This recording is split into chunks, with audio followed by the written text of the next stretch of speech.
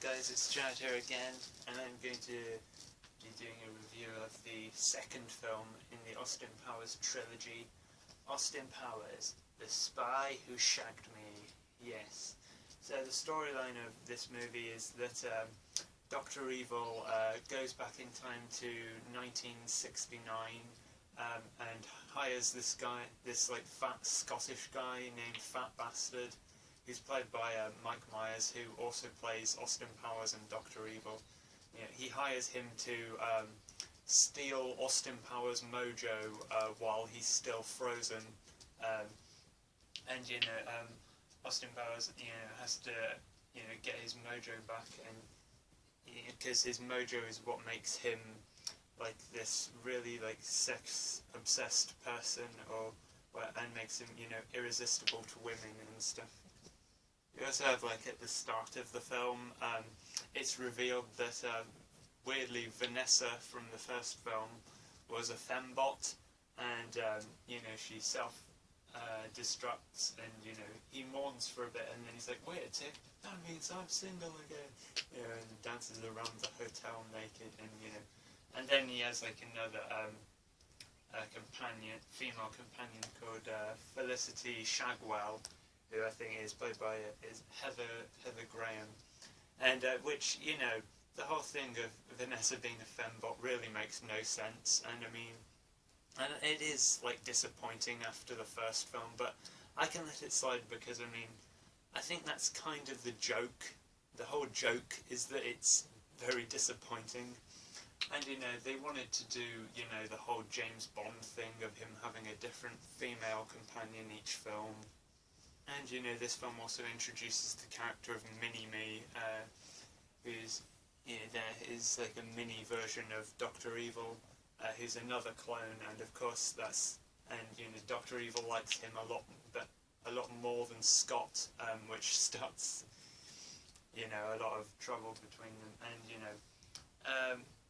and I think this one generally is kind of the fan favourite of the series, and to be honest, for a long while I kind of thought this was my favourite.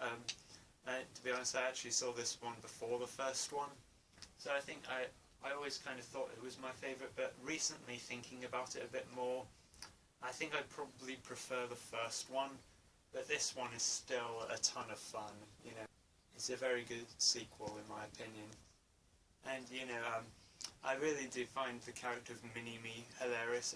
That character is actually based on a character from the movie adaptation of The Island of Dr. Moreau, the one with Val Kilmer and Marlon Brando.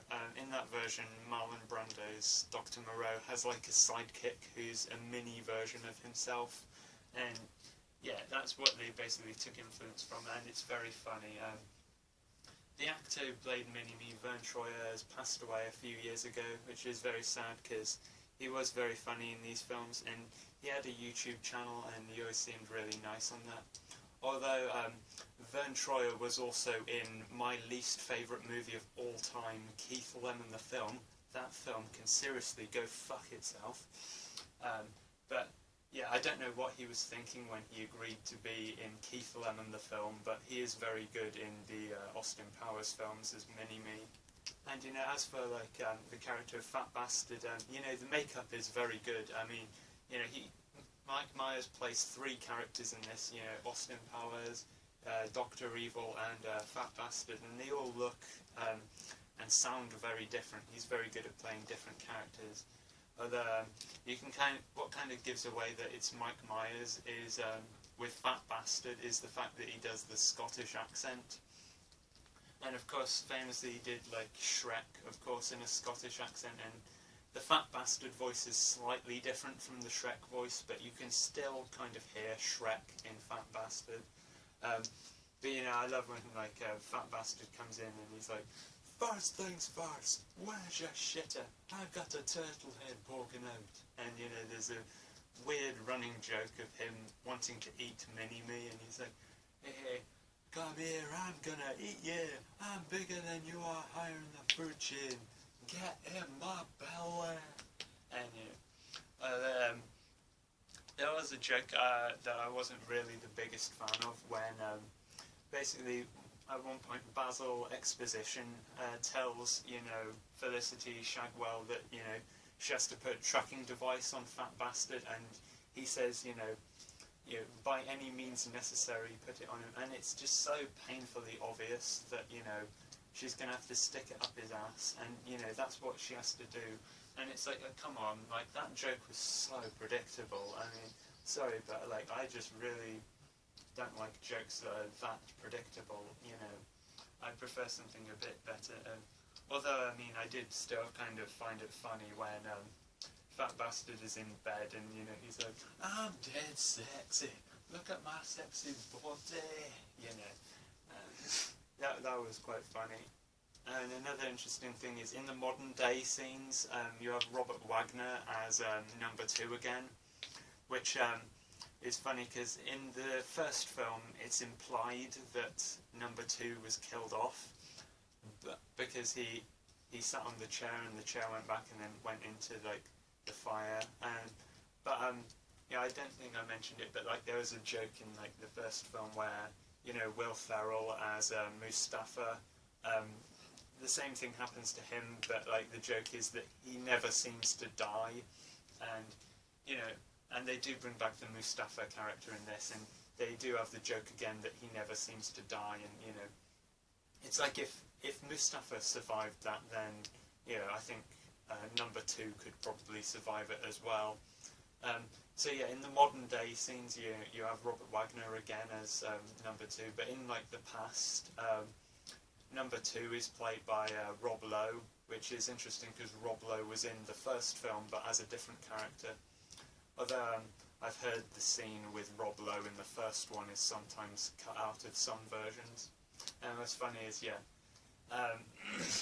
the younger version of number 2 is played by Rob Lowe, but the younger version of Frau Farbessner is still played by Mindy Sterling, and she just looks exactly the same, and I just find it hilarious that she's never aged at all. One of the absolute funniest scenes in this movie is the whole scene. They have it at the beginning, but then they have a callback to it during the credits, is when Dr. Evil and Scott go on the Jerry Springer show, and it's just hilarious, and how he's just like, you're not quite evil enough, you're semi-evil, you're the Diet Coke of evil, that's very funny, and it starts a big fight, just like it always does on Jerry Springer, And I think another one of the funniest scenes is when Dr. Evil's rocket ship looks like a penis, and then you see a bunch of people like watching it and saying, that looks like, and then it cuts to somebody else saying a word that is another word for penis. That was a very funny joke in the movie. What's kind of weird is like there's a number of Star Wars references in the film, which is kind of weird because Carrie Fisher was the group like therapist in the first film. But yeah, like the trailer for the film, it like tricks you into thinking that it's Star Wars, and then you see Dr. Evil instead of the Emperor. And you have jokes in the movie about how like Dr. Evil invents a thing called a Death Star, and later Dr. Evil says, Austin, I am your father, and Austin's like, really? And he's like, no, not really, and I realised like the reason why they have all the Star Wars references is because it came out around the same time as the Phantom Menace, which like I know at the time like the Phantom Menace was a big hit, but I think these days at least this film is a lot more fondly remembered than the Phantom Menace, which is like, and I think like the makers of the movie really didn't expect that this really silly comedy movie would be a lot more fondly remembered than the next Star Wars film.